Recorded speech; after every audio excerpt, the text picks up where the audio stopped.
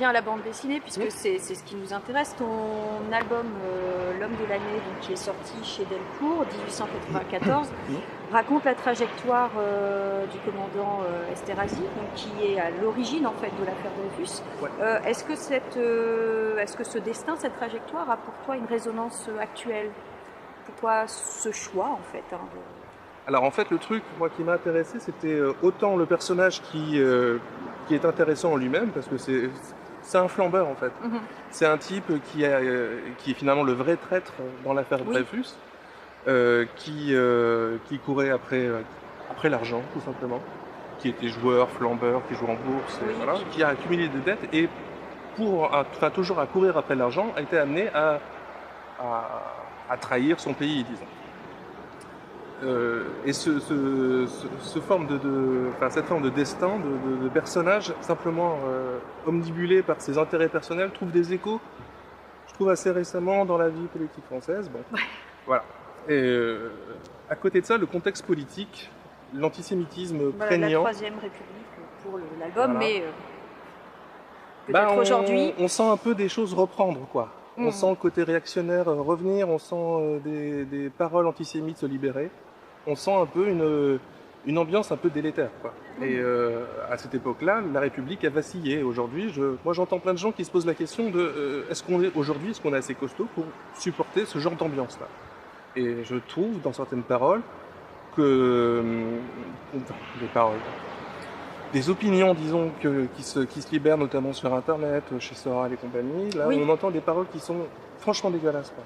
Des propos, qui en plus avec Internet, une espèce d'amplification qu'ils n'avaient pas forcément avant. Ouais, et qu'on pouvait lire déjà à cette époque-là, et qui aujourd'hui, normalement, en toute logique, vu l'histoire, on devrait se dire non, des gens ne peuvent plus se permettre de dire ça ou de penser ça. Bon, manifestement... Oui, donc vraiment des échos actuels, et puisque tu parles de ces propos, ils existaient en effet déjà, et tu mets en scène Édouard Drumont, qui était le rédacteur en chef de la Libre Parole, donc l'auteur de la France juive, et cette planche, qui est la page 15, parce que les planches et les pages ne correspondent pas forcément. Oui, c'est la planche 13. Voilà, la planche 13 et donc la page 15 dans l'album montre la transformation, la métamorphose presque monstrueuse de ce personnage. Cette planche est intéressante, tu parlais de double technique, ça montre en effet que tu as une technique, puisqu'on revient un peu à la technique, qui est... Alors en fait le truc c'est que j'ai, on va dire simplement que j'ai deux styles. J'ai un style, on va dire, réaliste, au trait assez lisse, disons, pour les albums grand format, plutôt historiques, que je pratique dans la collection Série B avec Frédéric Duval.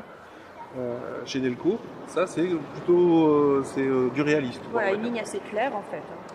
Et j'ai un autre style, plutôt pour mes albums à moi, où c'est plus nerveux, c'est plus griffonné, c'est plus de l'ordre du croquis, avec un système de hachure. Voilà, comme dans Sacco et Vanzetti, on retrouve ces hachures.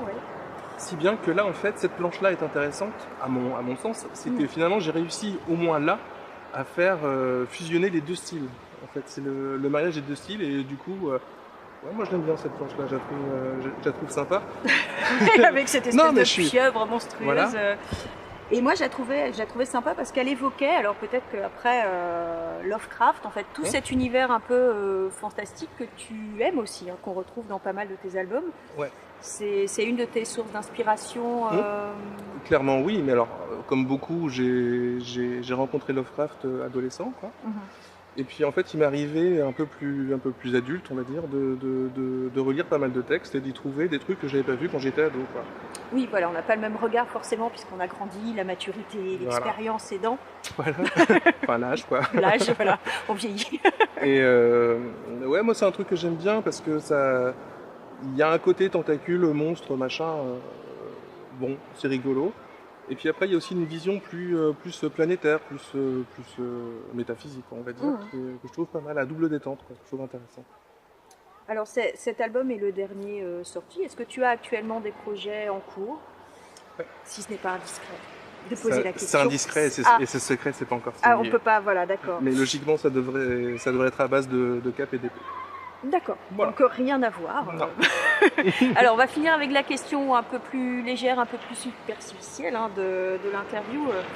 Si tu devais amener avec toi, donc puisqu'on n'est pas très loin de Molène, Ouessant, sur une île déserte, un de tes albums, la question est difficile pour un auteur de bande dessinée, c'est-à-dire c'est vraiment tes albums à toi, pas les autres, lequel choisirais-tu? Est-ce qu'il y a un album dont tu es peut-être un peu plus fier ou qui t'a, je sais pas, Ouais, touché davantage? Je pense que je prendrai avec moi Sacco et Vanzetti, enfin American Tragedy. Oui. Parce que c'est un bouquin dont je suis fier, parce que je l'ai fait tout seul. Oui, à la fois le scénario, le dessin. Tout. Voilà. Deuxièmement, parce que comme je suis un parfait autodidacte, il a fallu que je m'en regarde pas mal. J'ai fait pas mal de documentation. L'histoire, a priori, c'était pas trop mon truc, quoi. Donc, d'accord. Ouais. C'est surprenant quand on voit le, finalement, le parcours. C'est assez marrant. Et finalement, j'ai eu des échos, y compris de spécialistes de l'affaire Sacco et Vanzetti, et plutôt positifs, comme quoi j'ai pas trop raconté de conneries, quoi. Et c'est un peu mon diplôme à moi, quoi.